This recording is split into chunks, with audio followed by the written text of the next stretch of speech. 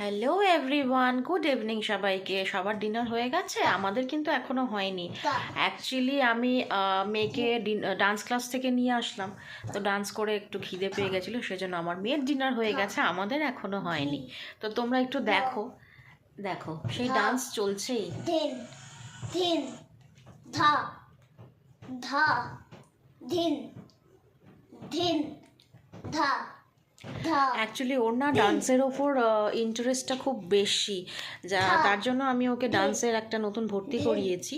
দেখা যাক কতটা আমি সাকসেসফুল হতে পারি। তোমরাও আশীর্বাদ করো ও যেন ডান্সে সাকসেসফুল হতে পারে, ওর ইচ্ছাটাও যেন পূরণ হয়।